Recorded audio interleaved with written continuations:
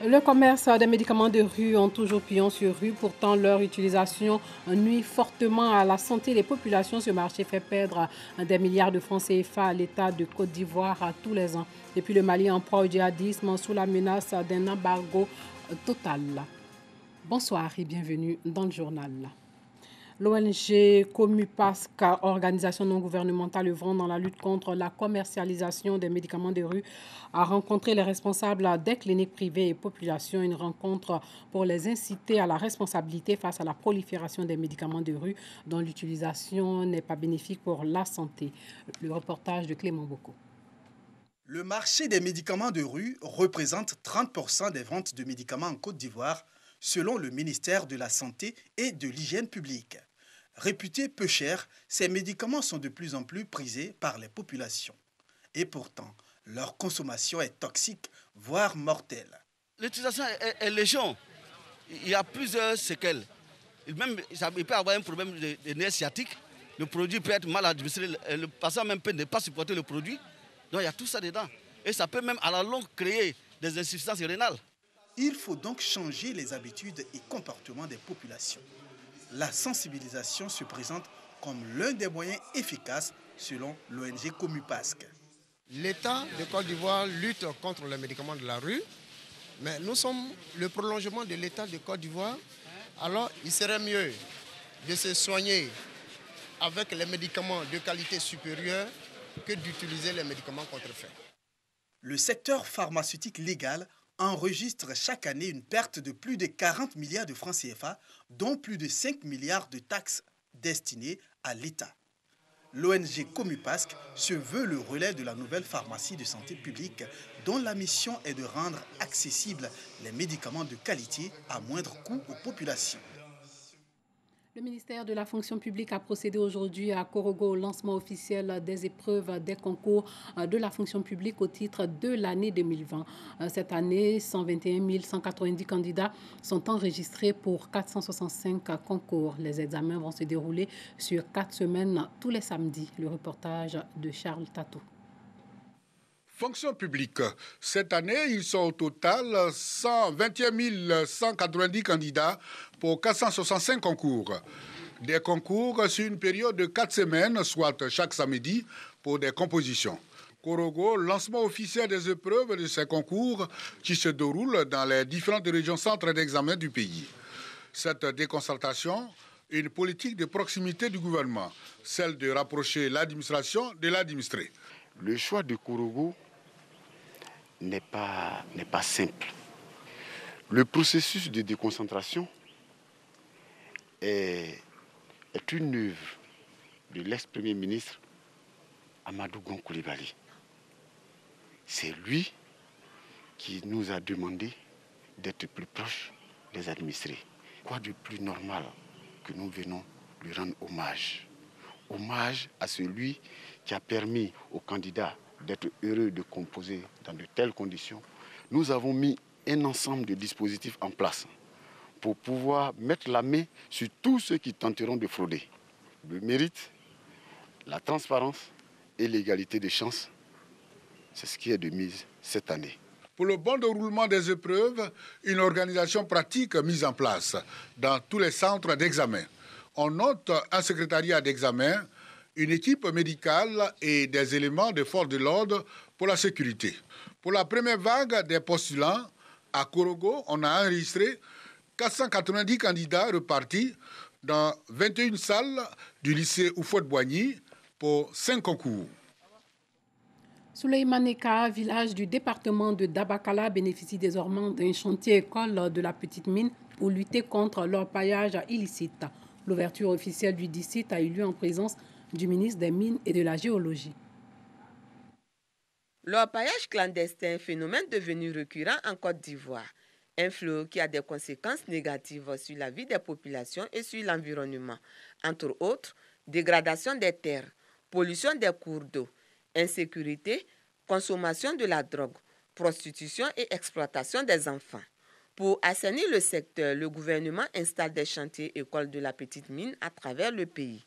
C'est dans cette optique que Souleymane Ka, village du département de Dabakala, vient de bénéficier d'un chantier école. 9e du genre après celui de Bozy à Boisflé en janvier 2019. L'ouverture officielle de ce site a été faite par le ministre des Mines et de la Géologie, Jean-Claude Kouassi. Nous sommes à 9 chantiers écoles aujourd'hui. Ça veut dire que les populations ont une alternative. Au lieu de faire de l'orpaillage illicite, elles peuvent faire de l'orpaillage licite. Après la formation, elles sont installées sur des couloirs minéralisés.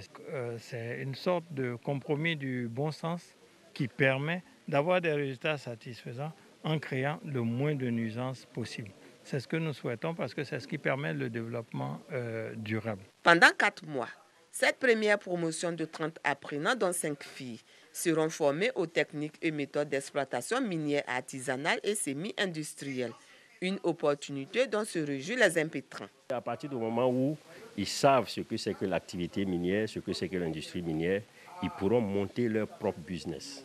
Et ça va générer des emplois. Et je pense que ça va vraiment booster tout ce qui est l'industrie minière en Côte d'Ivoire. Aujourd'hui, l'État a décidé d'ouvrir des portes à la jeunesse pour pouvoir se former et puis pour pouvoir aussi mieux exploiter le minerai. Donc pourquoi pas saisir l'aubaine et aussi participer et puis apprendre. Je motive mes soeurs vraiment à s'ingérer dans cette activité, à vraiment être des géologues. Les jeunes ont été exhortés à s'approprier cette formation en vue de leur insertion professionnelle.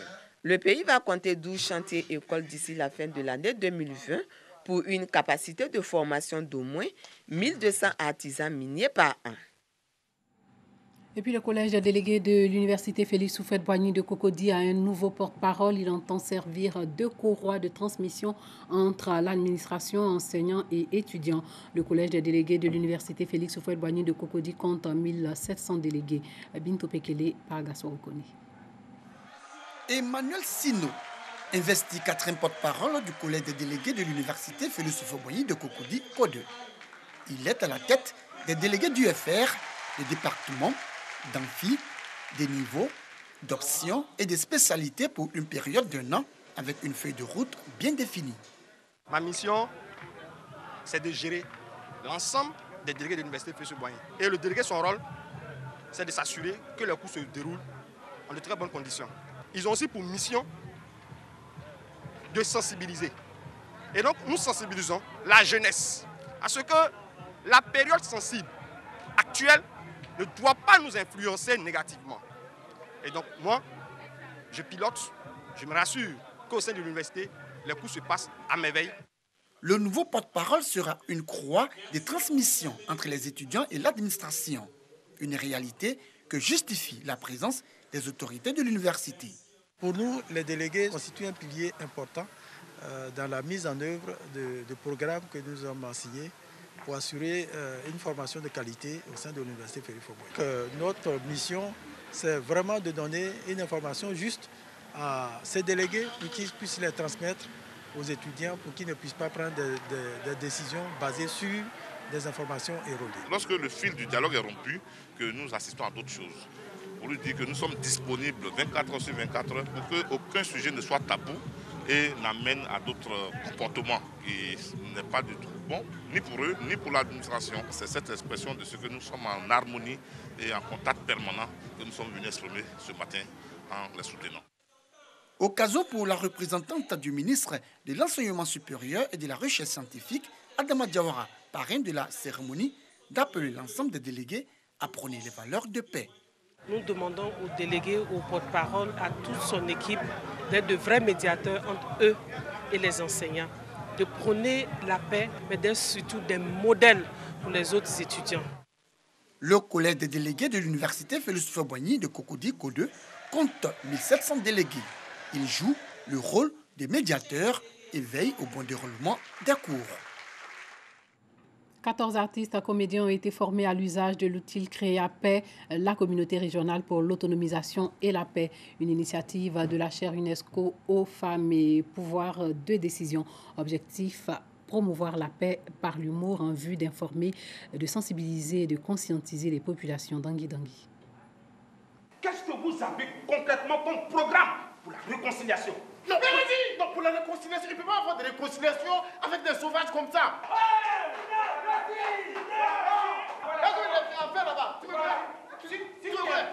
Sketch des humoristes. Après leur formation sur l'approche CREAPAIX, Communauté régionale pour l'autonomisation et la paix. Cet outil, développé par la chaire UNESCO aux femmes et pouvoir de décision, a eu un écho favorable chez les artistes. J'ai appris que la paix, vraiment, ce n'est pas un vain mot, comme on le disait. Bon, pour moi, hier, c'était juste un petit mot. La paix, faire paix. Pour nous, la paix, la paix, la paix.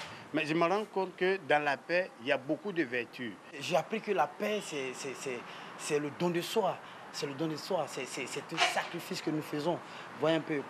Vous savez, ce qui est important, c'est que, on le dit tout le temps, hein, point de développement, c'est la paix. Nous, étant artistes, comédiens, humoristes, point d'émission, de divertissement sans la paix, point de spectacle sans la paix. Cette formation des artistes comédiens est placée sous le thème « La paix est non négociable » et a pour objectif de présenter l'outil CREAPAIX aux artistes humoristes. On s'est dit qu'avec cet outil-là, il faut aller sensibiliser, former, conscientiser la population, les femmes surtout et les jeunes, afin qu'ils puissent se lever, s'engager, se positionner pour la promotion de la paix. En temps de crise, ce sont les artistes qui, heureusement pour nous, sauvent la situation.